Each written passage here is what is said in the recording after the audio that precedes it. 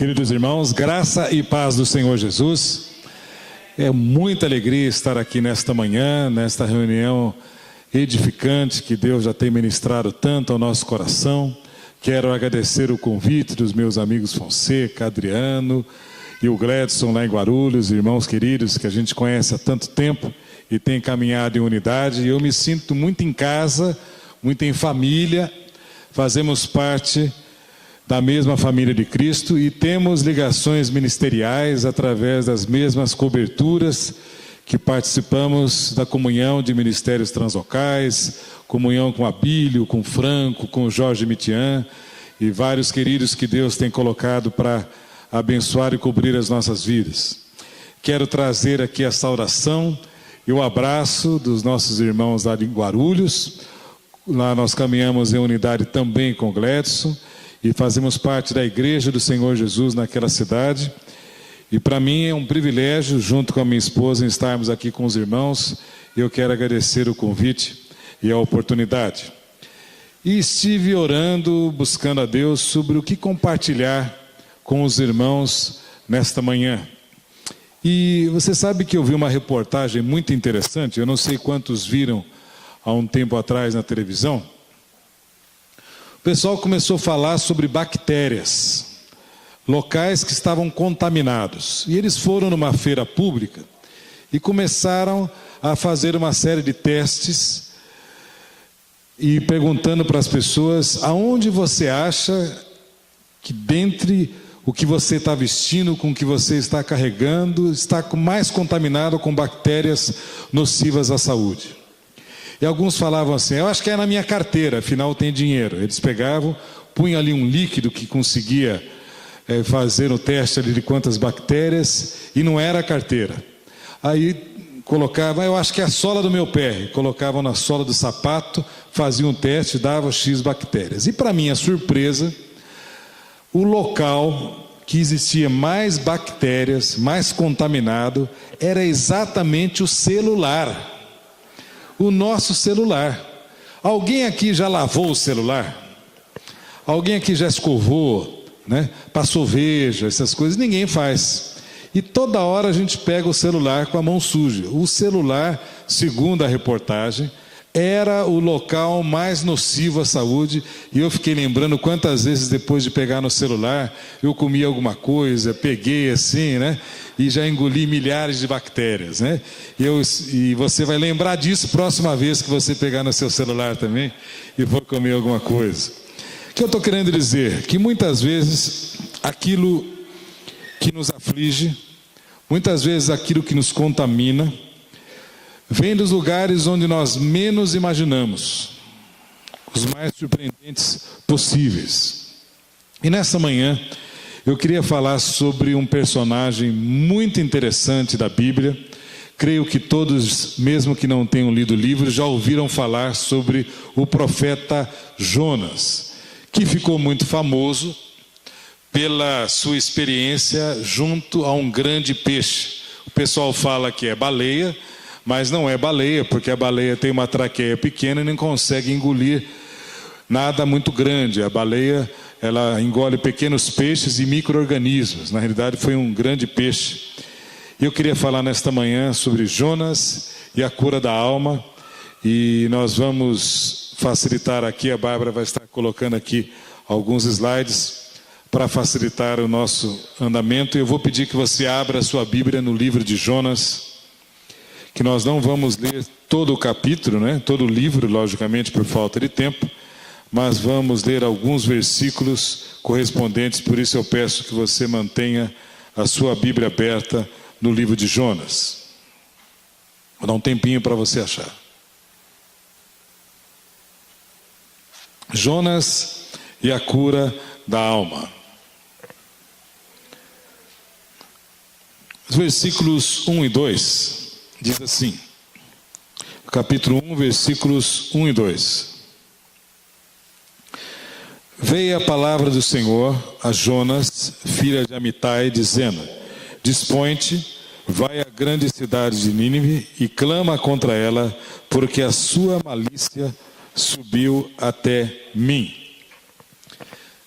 Irmãos, Jonas, ele era filho do profeta Amitai, e ele foi profeta durante o tempo em que o rei Jeroboão II reinou sobre Israel no século 8 antes de Cristo. Naquele tempo o reino estava dividido entre Israel e Judá.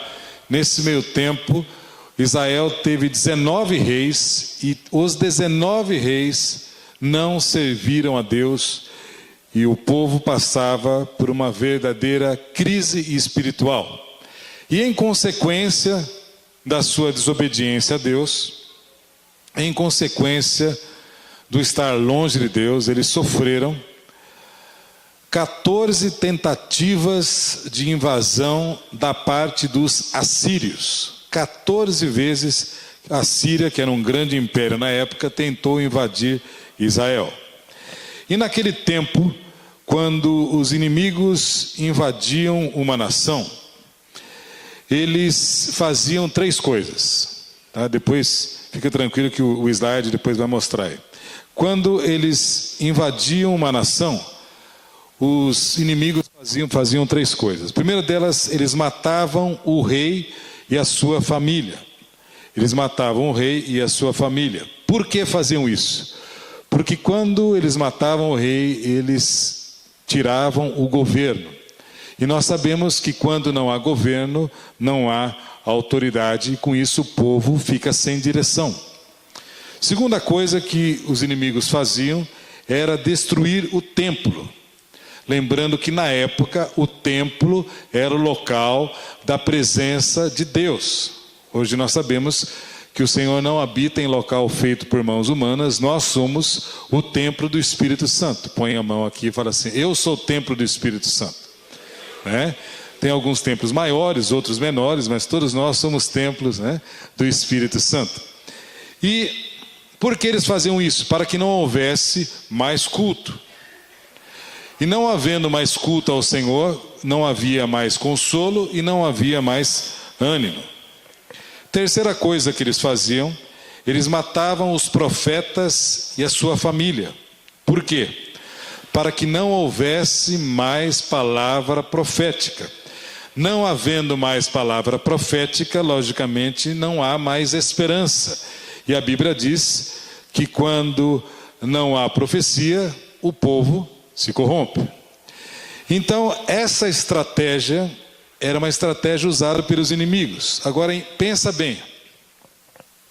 O último ponto, eles matavam os profetas e sua família. E quem era Jonas? Filho do profeta Amitai.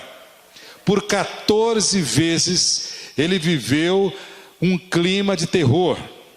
A qualquer momento os assírios invadindo a cidade, e Jonas sabia que ele e a sua família eram a bola da vez. Ou seja, você imagina a tensão com que esse garoto cresceu e a raiva, a amargura que ele tinha em relação aos assírios. E para completar a história, agora o profeta era ele. Ele é o profeta e sabia que a sua família, juntamente com ele, também corriam um grande risco. Isso desenvolveu uma profunda raiz de amargura e uma hostilidade em relação a Jonas, devido a esse trauma, essa ansiedade, essa angústia. E Deus chega para Jonas, coloca-se no lugar dele e fala assim: Jonas, Nínive, que é a capital da Síria, já encheu o meu copo de ira. Você vai até lá e vai pregar uma mensagem de juízo contra aquela cidade. E se eles não se arrependerem, eu vou destruir aquela cidade. Lembrando que Nínive era uma das maiores cidades da antiguidade. Já naquele tempo era uma cidade de mais de 100 mil pessoas. Cercada de grandes muralhas, os assírios eram conhecidos como pessoas extremamente perversas. Era como você chegar para um judeu durante a Segunda Guerra Mundial e mandar ele para Berlim falar contra o nazismo. Mandar Jonas um judeu lá para a Síria, ainda para falar uma mensagem, não de amor, uma mensagem de juízo. Era uma tarefa extremamente difícil, ali no coração do inimigo. E o que faz Jonas? Ele começa a conjecturar na sua mente. Bem, nós estamos orando como povo de Israel há muito tempo para Deus eliminar os nossos inimigos. Deus falou que se o povo de Nínive, os assírios, não se arrependerem, ele vai enviar juízo e vai destruir quem? Os assírios. Esse pessoal que está sempre na iminência de me destruir junto com a minha família. Ou seja, se eu não for e não pregar o evangelho, consequentemente, eles não irão se arrepender. Consequentemente, eles serão destruídos. E está tudo solucionado. Para a cabeça de Jonas, coloque-se no lugar dele. Ele não tinha, humanamente falando, nenhum motivo plausível para ir até lá e pregar o evangelho, e muito menos um desejo para que aquele povo se arrependesse. Jonas sabia que Deus é misericordioso, é o próximo slide, mas também sabia que não há nada pior do que o juízo de Deus quando não há arrependimento. Jonas sabia disso, e nós também sabemos. Não há nada pior do que o juízo de Deus no coração de alguém que não se quebranta e não se arrepende. Eu me lembro que há anos atrás eu trabalhava na representação comercial para várias empresas, era autônomo, e comecei a trabalhar para um determinado irmão em Cristo que não fazia um determinado produto, uma confecção, e o camarada começou a prosperar rapidamente. Consequentemente, o dinheiro começou a mudar a vida dele. Conversando com ele, eu descobri que ele deixou de dizimar, não tinha mais tempo para frequentar a igreja lá que ele frequentava, não tinha mais tempo para Deus, entre aspas, começou a ter gastos de esbanjamento. E eu falava com ele: rapaz, você está se desviando do prumo, a mão de Deus vem sobre você. Não dá tempo, está crescendo muito, tal, e comprando carro zero e propriedade e tal. Ele cresceu muito rápido, já começou a ter problemas no casamento, já arranjou outro. Um dia eu cheguei para ele e falei assim: olha, eu quero dizer que a partir de agora não vou mais representar a sua empresa. Ele falou: mas como? Está prosperando para chuchu, está dando muito dinheiro. Eu falei: eu sei, por enquanto. Esse é o marketing do diabo. Mas eu estou vendo que você não vai mudar de atitude. E a mão de Deus vem sobre você. E eu, se estiver junto, vou sofrer também o rescaldo disso aí. Não estou longe, cara. Vou vazar. Não vai dar. Porque a mão de Deus vem. E um outro irmão em Cristo, falei com ele, ele falou: não, mas está dando muito dinheiro, tal. E eu saí da empresa. 6 meses depois, começou a vir a mão de Deus e ele perdeu absolutamente tudo o que ele havia ganho. E quem trabalhava com ele perdeu igualmente. É engano nosso achar que nós podemos fazer todas as coisas sem consequências. Isso é um princípio bíblico. E Jonas sabia disso. Então ele falou: se aquele povo está pecando, eu quero mais que eles continuem pecando e que eles não se arrependam, porque o juízo de Deus virá sobre Nínive.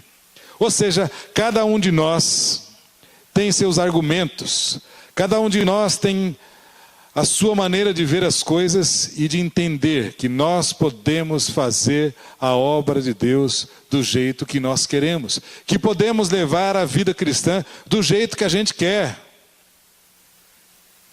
Mas sabe o que aconteceu? Deus não via da mesma maneira.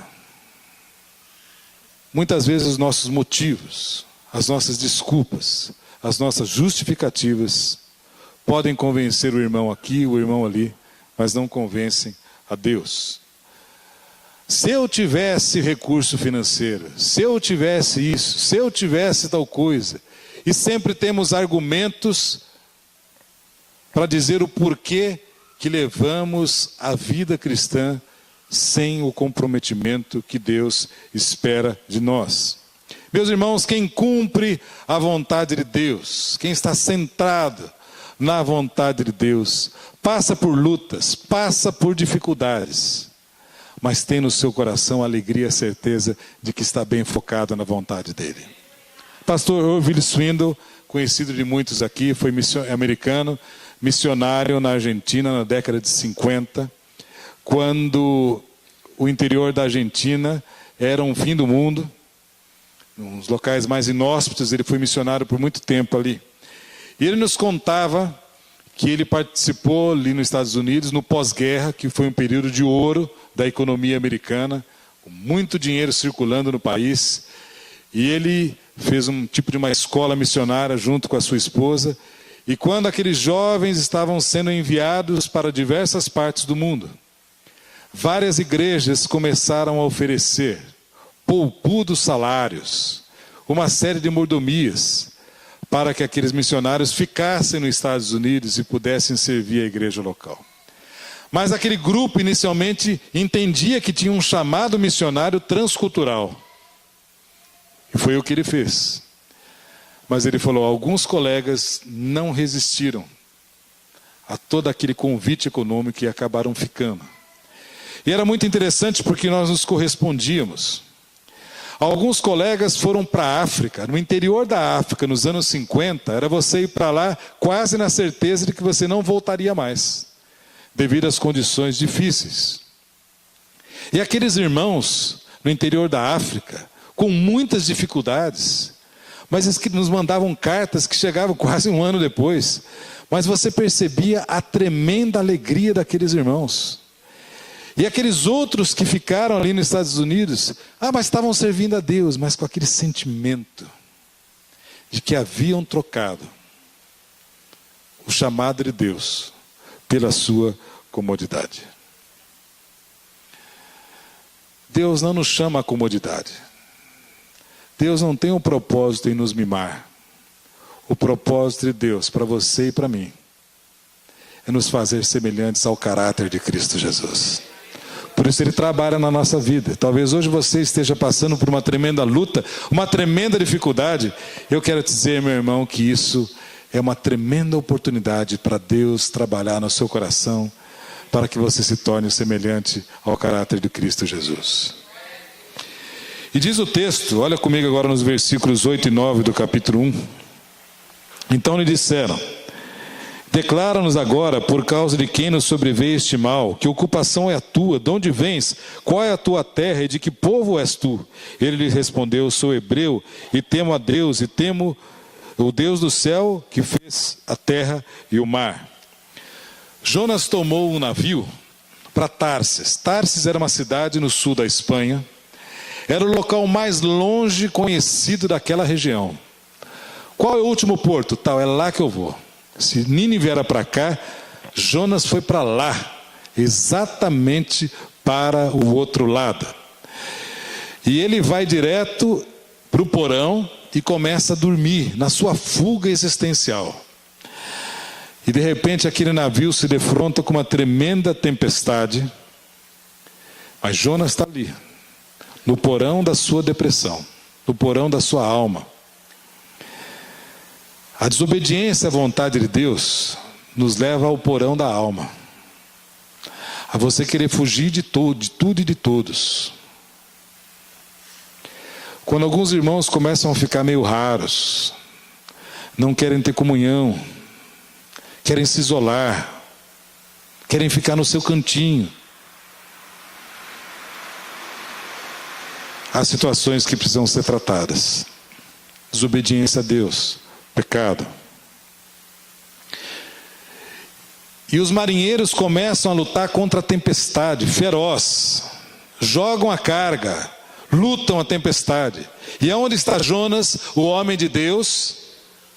Está ali no porão, na sua própria autodepressão.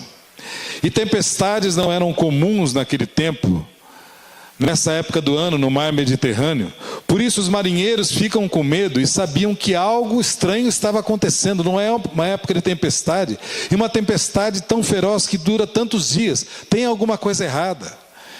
E o camarada chega para Jonas e fala assim, olha que interessante, é uma ironia. Ele chega para Jonas e fala: ei, você, acorda, busque o seu Deus. Cada um está buscando o seu Deus. Você tem que fazer alguma coisa para a vida. O incrédulo exorta o homem de Deus a buscar a Deus. E quando Jonas fala: olha, eu sou um profeta. Você é um profeta? Sim. E eu sirvo o Deus que fez o mar e fez a terra. Aí os marinheiros arregalaram os olhos e ficaram extremamente impressionados e temerosos. Porque naquele mundo pagão, na cultura daquele tempo, as pessoas adoravam os deuses do mar e os deuses da terra. Quem desobedecia aos deuses do mar, segundo a cultura pagã, ficava na terra. Quem desobedecia aos deuses da terra, fugia para o mar. Mas Jonas fala que ele servia o Deus que fez a terra e o mar. Os marinheiros falam: Jonas, quem serve um Deus como você não tem nenhuma possibilidade de fugir desse Deus. Você é um maluco. O que você está fazendo? Se o seu Deus é o Deus do céu e da terra, para onde você está indo?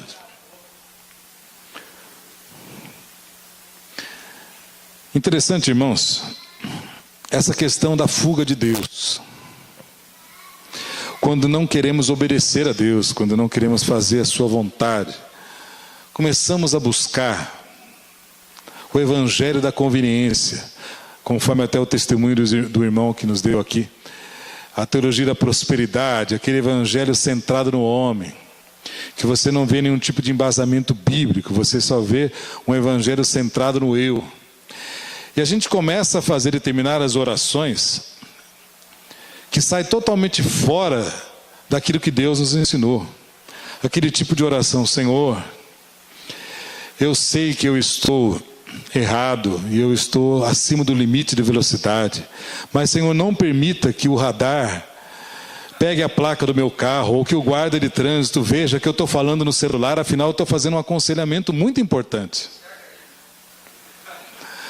Senhor, é da tua vontade ou não que eu dizime esse mês? Afinal eu estou meio apertado. Senhor, eu sei que eu estou trazendo essa muamba, mas fecha os olhos do fiscal da alfândega para que ele não veja que eu estou trazendo. Senhor, tu sabes que eu tenho que dar esse dinheirinho de suborno, senão o camarada vai me multar pesado, eu não tenho dinheiro para isso. Quando a gente começa a fazer esse tipo de oração: Senhor, que a minha namorada não engravide. Senhor, que o pessoal lá não veja que o professor, cega os olhos do professor para que ele não me veja colando nessa prova de matemática. Obrigado por esse japonês inteligente que o Senhor colocou do meu lado para eu conferir a minha prova. Quando a gente começa a fazer esse tipo de oração, significa que nós não estamos entendendo a oração que Jesus nos ensinou. A oração do Pai Nosso era centrada não no homem, mas no reino, em Deus e no reino. Pai nosso que estás no céu, santificado seja o teu nome, venha o teu reino, seja feita a tua vontade, assim na terra como nos céus.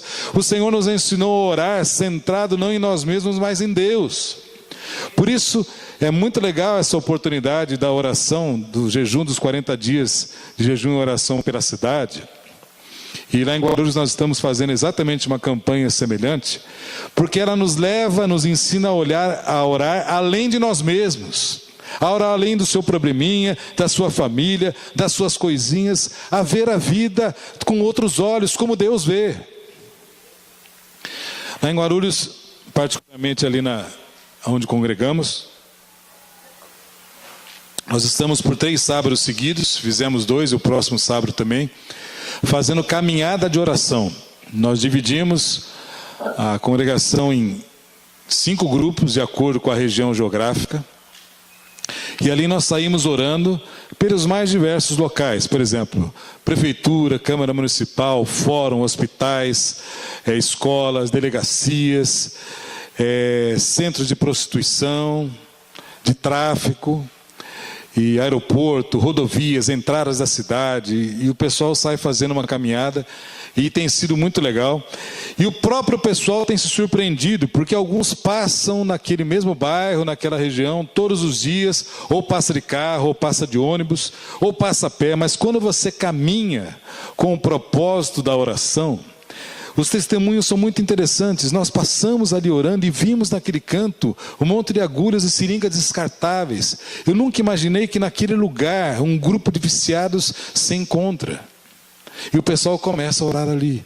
Ora e começa a descobrir ali um determinado ponto, outro ali, e começa a ver com outros olhos, porque a gente vai se acostumando ao longo do tempo com aquela criança que pede dinheiro no farol, com aquele indigente que dorme na rua, com aquele viciado, com aquele travesti da esquina. Por isso a Bíblia diz: e não vos conformeis com esse século, mas transformai-vos pela renovação da vossa mente, a fim de que experimenteis qual seja a boa, perfeita e agradável vontade de Deus. Meus irmãos, de repente nós não estamos mais chorando por aquelas coisas que Deus chora. E a caminhada de oração compartilhava com o Fonseca e o Adriano exatamente tem levado os irmãos a um despertar de uma outra dimensão espiritual, onde convivem no seu dia a dia.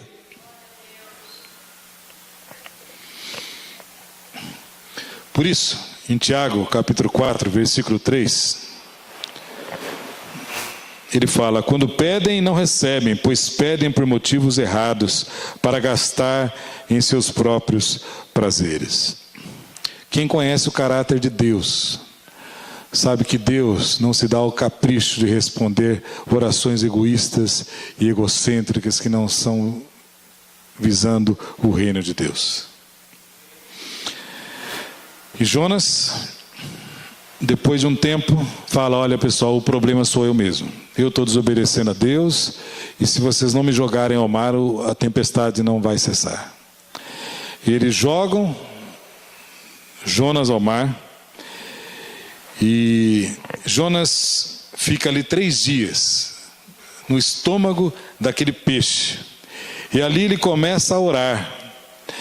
E Jonas havia perdido a noção de que o mundo espiritual funciona à base da lei da causa e efeito. Ninguém desobedece a Deus e fica impune. Ninguém desobedece a Deus e fica impune.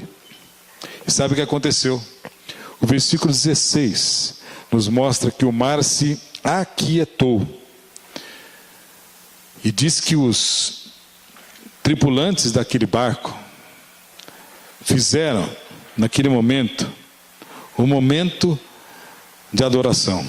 Temeram, pois, esses homens em extremo ao Senhor, e ofereceram sacrifícios ao Senhor, e fizeram votos. É muito interessante, porque Deus usa até essa experiência para trabalhar no coração dos tripulantes. E eles, através daquela experiência, têm um encontro com Deus. Meus irmãos, haviam vários profetas naquele tempo. Deus poderia enviar outro profeta para falar aos ninivitas. Deus poderia enviar um peixe falante. Deus poderia enviar qualquer outra pessoa, mas enviou a Jonas porque queria trabalhar no coração dele. Quantas vezes passamos por diversas situações em que não entendemos absolutamente nada o que Deus está fazendo? Por que Deus está permitindo que essas coisas aconteçam? Eu quero te dizer que algumas vezes nós entendemos, outras vezes nós não entendemos absolutamente nada. E Deus não responde. Por que Deus não responde da maneira como a gente quer? Simples, porque Ele é Deus. Ele é Deus e não tem que dar satisfação para ninguém. Mas se Deus está trabalhando hoje na sua vida e você não está entendendo nada do que está acontecendo, meu irmão, continua crendo, continua caminhando em fé, porque você pode não estar entendendo nada do que está acontecendo, mas Deus sabe muito bem o que Ele está realizando na sua vida.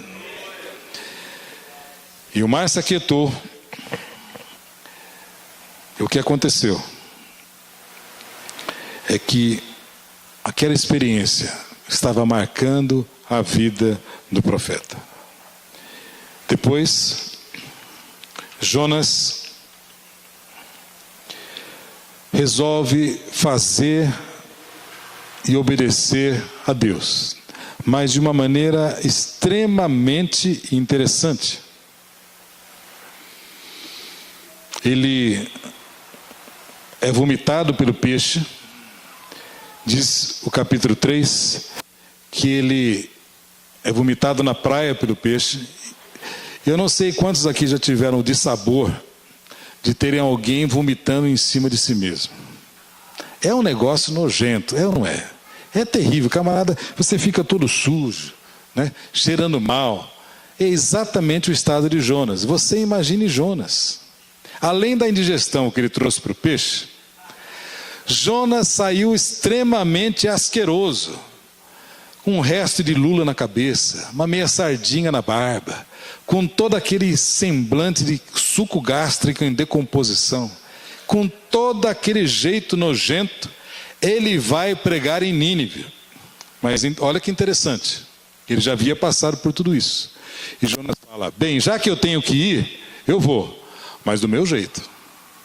Diz que Nínive era uma cidade, diz o texto bíblico, que demorava 3 dias de caminhada. Uma cidade grande. Em passos normais, você demorava 3 dias para cruzar de ponta a ponta. A Bíblia diz que Jonas fez isso em 1 dia.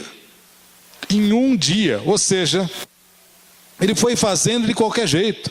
E foi falando. Em nenhum momento você observa Jonas falando sobre arrependimento, sobre graça de Deus, sobre amor. Não, ele só falou sobre juízo. Foi saindo rapidamente. Se alguém falou assim: olha, eu queria um aconselhamento, para com isso, não dá tempo. Eu queria oração, se vira. Ele foi caminhando de qualquer jeito e pregando, torcendo para o pessoal não entender a mensagem dele. É quando a gente faz a obra de Deus do nosso jeito.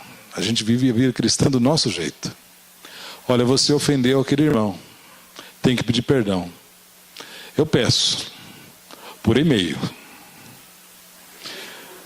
Ou no Facebook. Desculpa aí qualquer coisa. Primícias, tudo bem, eu dou uma primícia simbólica. Simbólica, algum valor. Olha, vai ter que ir a vigília, tal. Não, eu oro em casa. Vocês oram lá, que eu oro, tiro uns 10 minutos lá.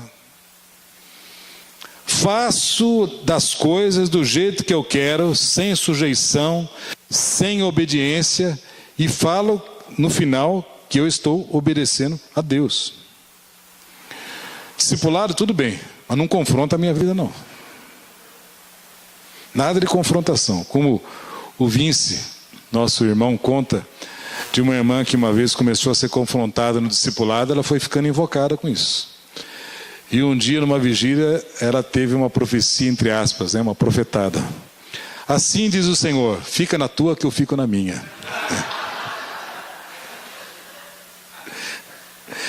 Meus irmãos, quando a gente vive a vida cristã sem sujeição, sem senhorio de Cristo, de uma maneira religiosa, sem quebrantamento, nós estamos nos portando exatamente como Jonas.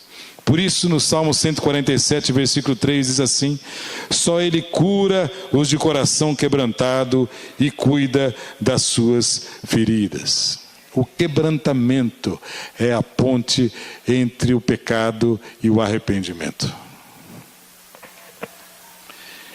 E diz no capítulo 3, versículo 5, veja comigo.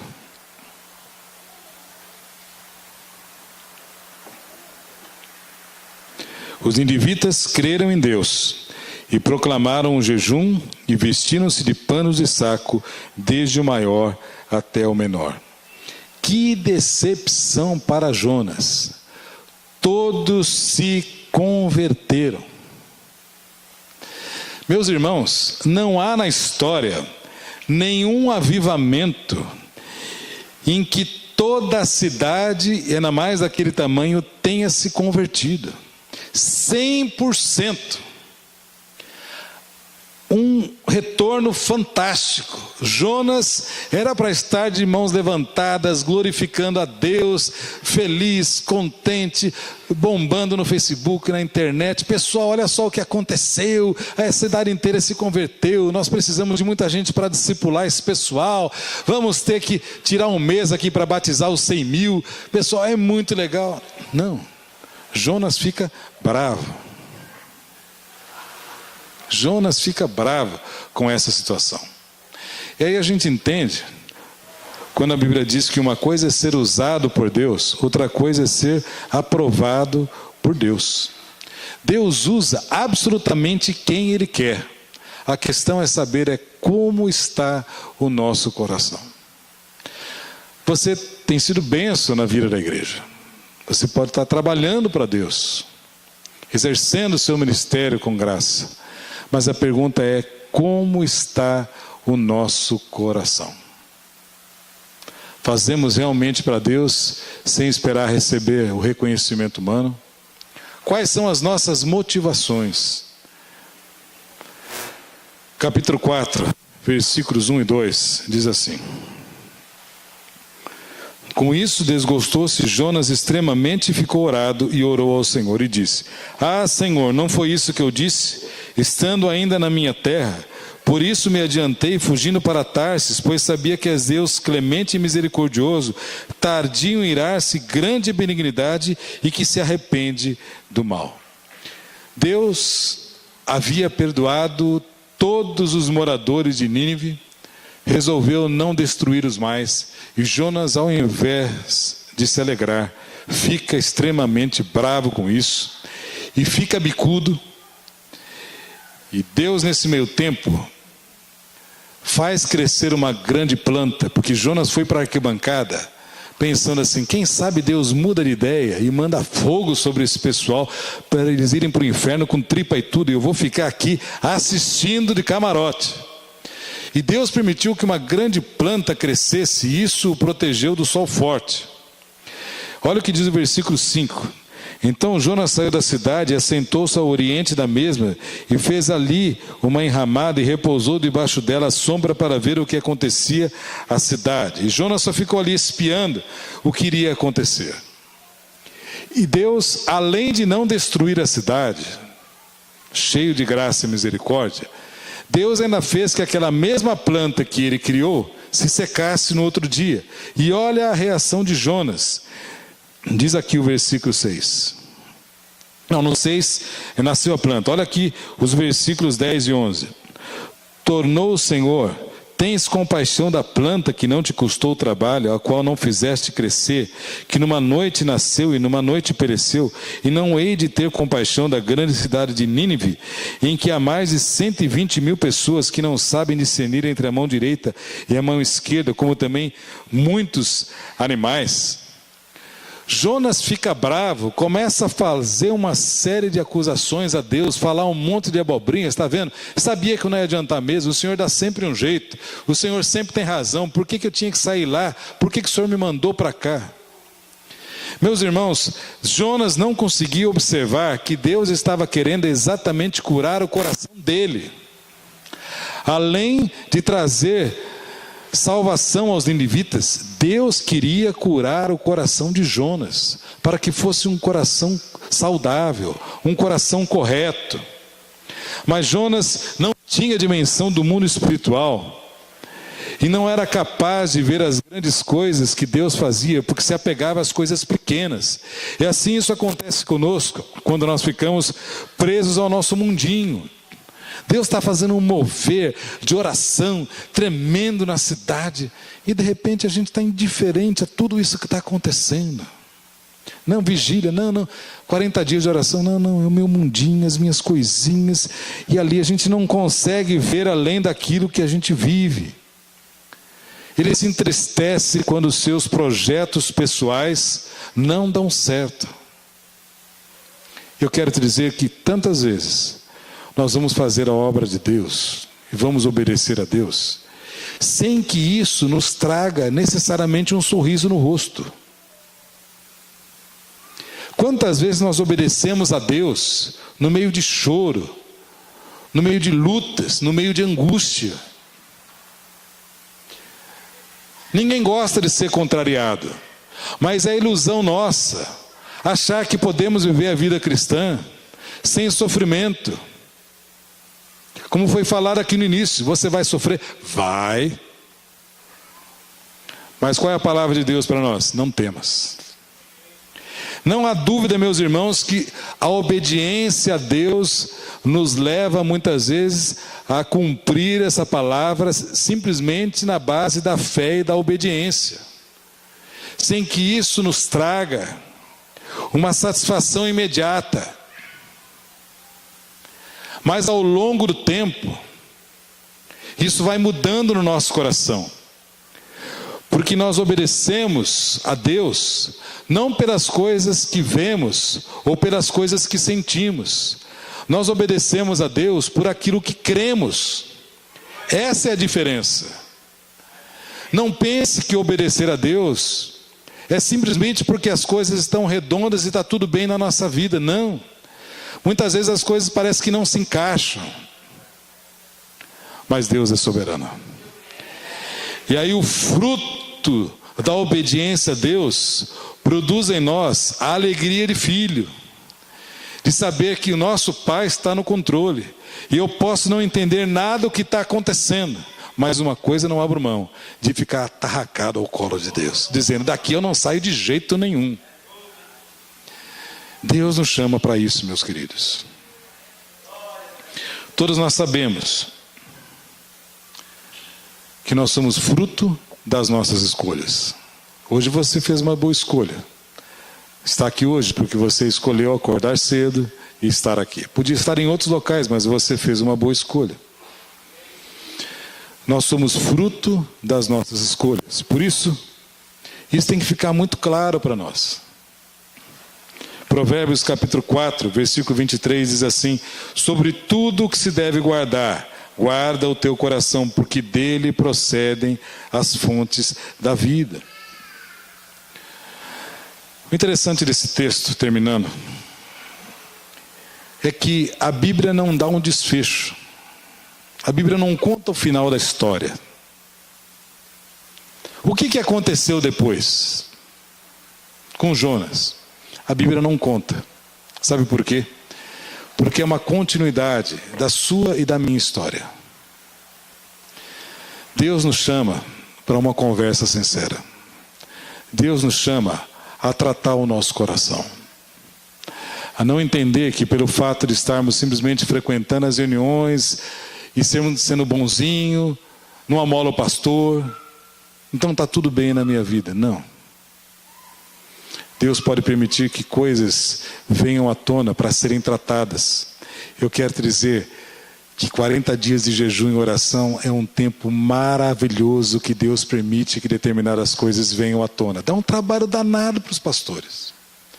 Mas Deus permite que muitas coisas sejam colocadas à tona para serem tratadas e para serem curadas. Mas nessa hora, nós temos sempre uma escolha. Obedecer a Deus, ou o inimigo sempre tem um barco pronto para a gente ir para Tarsis, para ir para o outro lado. Sempre o inimigo tem um barco pronto para a gente ir contrário à vontade de Deus. Você pensa, está tudo certinho. O marketing do inimigo tem um barquinho prontinho, é só você atravessar e ir para Tarsis, ir para o outro lado, ir para a conveniência, fugir do tratamento de Deus. A nossa escolha é ir para Tarsis ou ir para Nínive, onde Deus quer tratar conosco.